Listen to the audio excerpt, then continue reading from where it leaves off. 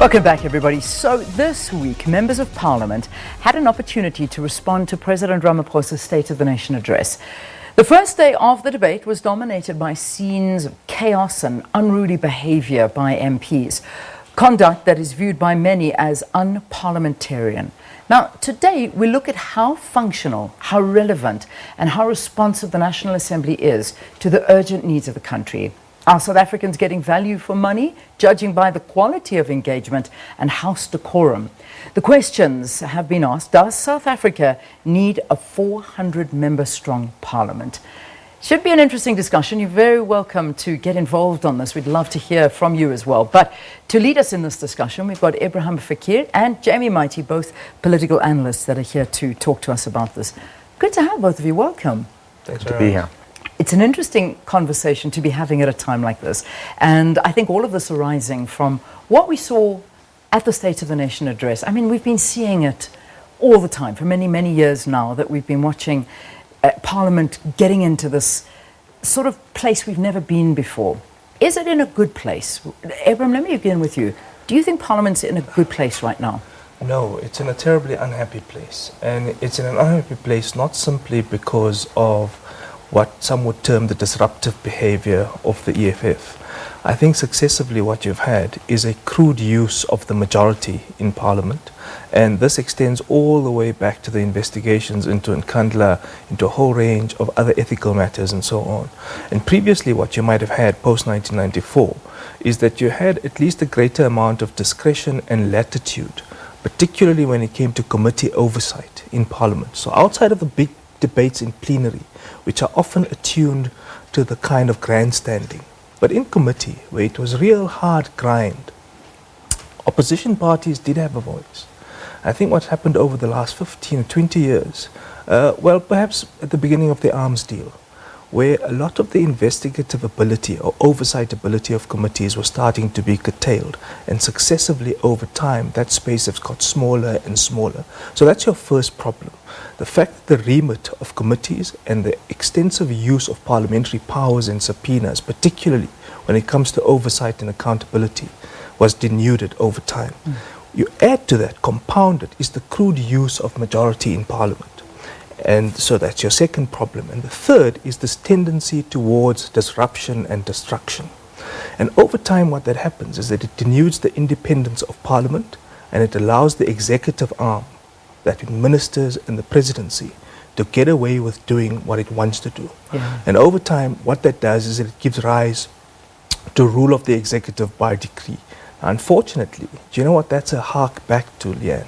It's a hark back to apartheid. Apartheid was about separation. Apartheid was about hyper-exploitation, particularly in a sense of racial capitalism, where black South Africans were hyper-exploited. But it also denuded independent oversight capacity, and that's why you had the rule by executive decree. Yeah. Interesting perspectives. Jamie, I'm going to give you the opportunity to answer the same question, where we're at right now with Parliament. So I think part of the spectacle of Parliament, I don't have a problem with, because I think it draws people in, people want to watch, and then they learn more about our separation of powers, how our democracy operates, and basically they get involved in civic activity. I think what we saw over the last week, however, was that it went beyond the line of what we could consider, reasonable spectacle into gutter politics, where we saw the use of gender-based violence as a political football to score political points in a way that was very worrying to even think, who approved this strategy? How did this even get to the point where it's actually being rolled out? That whole let us destroy Malema, and Malema then saying, well, nuclear warfare is the option I choose, mutually assured destruction. All of that showed the country that there's a bit of a crisis in how your parliamentarians are responding to the fact that you're watching them, and this is the most watched event of the year politically. So I think there was a reflection that the whole body was a little bit out of touch with where people are, because the state of the nation, as we experience it, is lights that are inconsistently on and off. People can't cook on time, they can't iron to get to work or iron their uniforms on time, they can't use their cell phones in public because they'll get grabbed. They can't go to an ATM and punch in a PIN code without looking back 10 different times. People can't walk freely in the streets of South Africa. There are some neighborhoods that are no-go areas, some places where you can't run in the morning even if you care about fitness. So to see some of this spectacle, it then crossed a particular line which led us to this point where we begin to ask ourselves, do these people deserve the money that we're paying them? Yeah. That's one thing. I do think at another level, we did see that there was a lot of repetitive discussion when people were now responding to the president's address. We're still having discussions just around land, NHI, ESCOM, and state-owned enterprises. But people missed some of the obvious talking points that I think they should have raised. For example, a lot of our discussion is still around an old economy. We're still chasing old jobs. I would have expected to hear some of the younger MPs from the newer parties, DA, EFF, discuss the inadequacies of the response that was given by the president around education specifically. Because the president just said, we've got an 81% pass rate, things are going better at matric, and I'm going to, build these new universities and roll out, coding for grade 0 to grade 3. People should have been asking, one, that number 81% is inaccurate.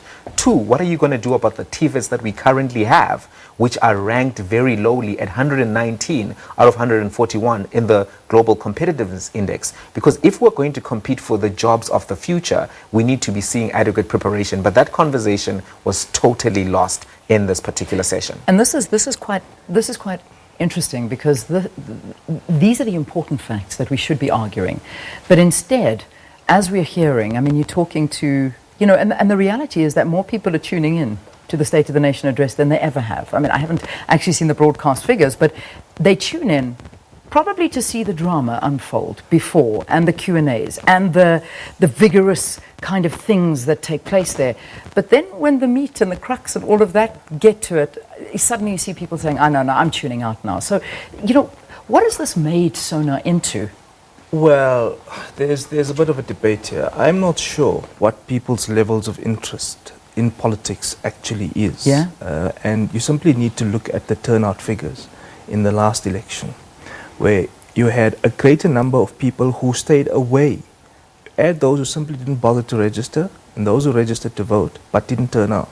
And they outnumber the number of people who voted for the largest party, that was the majority party. Now, that's a separate point from saying people don't have an interest in politics. They may be watching it because of the spectacle. They're interested in what happens inside parties, but that's because our politics are so rumbustious. But guess what? When you ask people, what's your level of trust and confidence in institutions?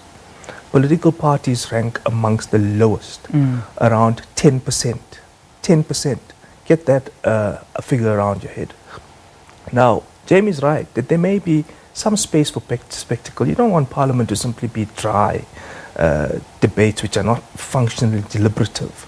So you do want an element of that, no doubt. The problem is when the issues they're focusing on are distant and far away from resolving the ordinary problems of everyday life, then people are asking questions about, are these guys interested in and excuse the pun, a measuring contest, and you'll know what I'm talking about here, or are they interested in the concerns of resolving social and public policy and issues of which are our concern because they purportedly say they represent us, when in fact they don't even represent their parties. There's something deeply functionally ideological about the nature of what they're talking about. Yeah. It's actually their own personal concerns. And this is where we're at right now, because these are the discussions that we're having, is that what we've seen unfolding is not my interest or your interest or anybody's interest. There literally are personal vendettas that are being argued in Parliament. And this is, and we know it, this is not the platform for that. It certainly isn't. And then, of course, we're all now seeing a whole bunch of apologies being issued. But is that good enough for South Africa? Insincere, just by the way. You can elaborate on that. Did you find them all insincere, these apologies? I thought the president was presidential. And there were two interesting things about yesterday. The first, that he's the first ANC president, or the first president, post our democratic history, to have actually chastised his parliamentary party is the first president to talk down to his caucus. They may have done so behind closed doors in caucus meetings, but it's the first one who's done so publicly in the House. And so to chastise a portion of your caucus is historic, firstly. So it's epoch-making in a sense. The second is that it signals to your caucus that actually you don't need to be deferential to me as in the presidency or in the executive. You can take this leaf as being more independent-minded and asking serious oversight questions. When you look at the response, and Mr. Malema tried, I think, to issue an apology, because he kind of looked forlorn, like, give me a chance, I want to say something. And then the written apology. Unfortunately, both the little time he had in Parliament was taken up with his own concerns and trying to center or recenter what his personal gripe was, and the written statement, 80% of it is about recentering a personal gripe rather than issuing the apology. So, you know, this brings us to that question which we're trying to grapple with. When we start seeing Parliament basically going down to these levels of having personal vendettas and bringing gender-based violence to fight against your opponents, not a political party thing. There's no South African that is actually being addressed here or a problem. It's actually just made the situation worse. What rules do we need within Parliament to change the situation? Because something needs to happen, that we can't get into a situation like this again, where really we are talking about 3 people now, when honestly we should be talking about 53 million people's problems. So I'm not sure we need a rule change. I think that some of the rules were not adequately applied from the very beginning. When Boy Mamabolo started speaking, he did cast aspersions on Julius Malema in the formulation of a question, because some of the things he asserted, he stated as fact, as I know you're abusing, I know you're doing this, did you abuse your wife? So you can delineate those things, but I think that the failure to call him out at the beginning was what led us all into this downward slide. But I do think that there were some within the ANC who thought that this was an effective strategy. However, what it did do, and this is where the travesty occurred, it took away all of the oxygen from the substantive matters of the state of the nation.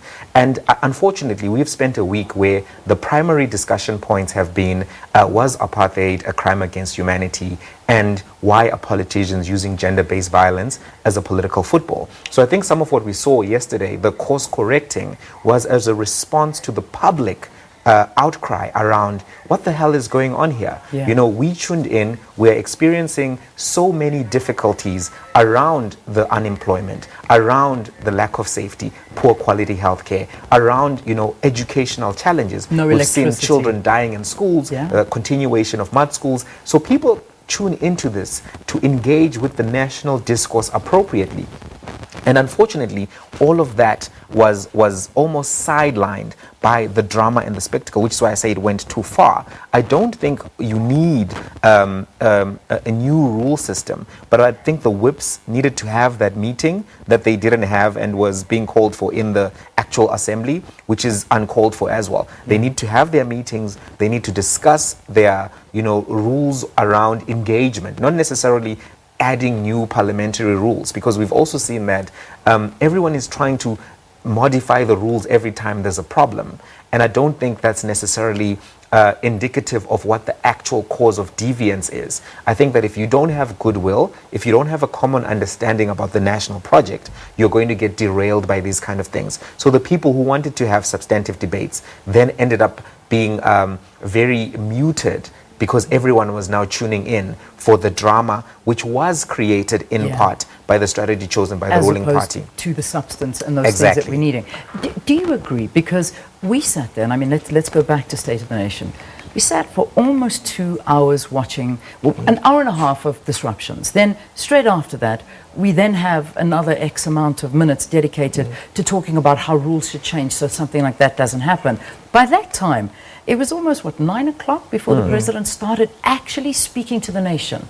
And the reality of the move of SONA is it went to the evening so that people could be home, you could be watching it, you've had dinner, sit down and listen to the message of the president. Instead, what we're watching is something that could have been discussed, firstly in a court of law, if you have evidence, go to a court of law, and secondly, things that could have been spoken about behind the scenes, not to us, but Do you think that there are enough rules to stop this from happening?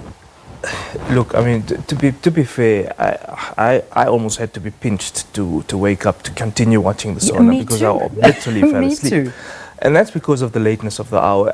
I mean, you know, the difficulty with the question of the rules is that you don't want to curtail the latitude of what people in inverted commas call parliamentary privilege.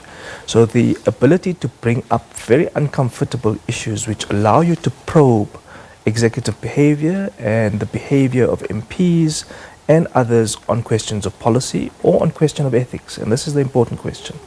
So you don't want that to happen because these people should be allowed to probe each other. The problem is when you import people, one who is long deceased, one who is alive but has absolutely nothing to do with the issues, you do actually need a rule which starts to curtail certain areas of privilege, not to curtail the freedom of speech and freedom of expression, but to protect individual citizens from unwarranted attack. So the politicians can cannibalize each other to the extent that they like. That's fine, that's their business. That can be covered by parliamentary privilege. But the idea that you import people who have absolutely nothing to do with this, that does require, I'm afraid, Jamie, some kind of rule or discretion around how that discretion is curtailed, the extent to which they can bring up issues which are irrelevant. So I think that is required. But of course balancing the fact that you don't want to do away with immunity and privilege, that people should have the latitude to be able to bring up these very discomforting and uncomfortable issues. The reality here is that none of the parties in their concerns are actually talking about what concerns South Africans. To the extent that you had 2 or 3 opposition members doing so, and there were a couple standout speeches, those which were looking at the failures of government promises over the last 5 years and over the last term or last 2 years with the current president's tenure, and the successive failures of the promises which were made but which the executive simply hasn't got around to tackling. For example, the visa regime. For example, infrastructure spend. Where did it go? What yields were there? For example, unlocking the promised investments and so on. So there were speeches which were asking hard critical questions, and they were not unentertaining, by the way. But they fell under the radar. They simply got lost. And Yeah. none of it actually addresses how does the question that apartheid is fundamentally a crime and a treasonous crime against humanity solve any of our current public policy problems? It certainly doesn't, and I want to go there, and then I need to touch on one more issue before we get to the news. That issue that was raised, personally, I think it was an important issue to have been raised. And you know, for the first time I sat on watching thinking, hang on, there's a point here. Why has he not been, this F.W. de Klerk, this man won a Nobel Peace Prize for his role in the ending of apartheid. He's been put up on a pedestal. And then, all these years later, you get to hear his views inside his head still, thinking that apartheid was not a crime against humanity. You know, one wonders where his role in history does fit. And I think the EFF bringing that up as a discussion point in the House perhaps was important. And that debate, maybe it wasn't the right time, but it opened up a conversation that perhaps was necessary. We needed to hear this. And it needed to be confronted head-on by political parties that all came to that and started, you know, demanding apologies and started demanding explanations. That should have been called out a while ago, but it wasn't. So, you know, as much as that robust conversation perhaps does distract us, maybe it also does raise very important issues. Do you not agree? Perhaps this is a reflection of our own ideological predispositions and backgrounds. My question as a black South African is that I know that this guy has had no moral agency. And I know that he's always equivocated on the question of what apartheid is. He actually, frankly, means nothing to me now. He's here by virtue of a convention, and his presence, from a black consciousness perspective, is completely and fundamentally immaterial. A revisionism of sorts, even if you want to correct what you might consider a historical record, is almost inconsequential. But I've known this historically and successively that this guy has no moral agency and has always equivocated on the question, what more did you get out of him that you have never got from him before? Apartheid was reprehensible and I regret it. What more did you get out of him? He said this from 1994 and he said this at the point of the transition, repeated it through the TRC processes. Of course, some people try to use, as Helen Ziller does, the question of colonialism and what its benefits might have been, and say, but this is a free speech issue. We're kind of resisting the bull and being the last bulwark against the broke woke. And I agree to an extent that there is this recidivist politics which emerges, this crude identitarian politics.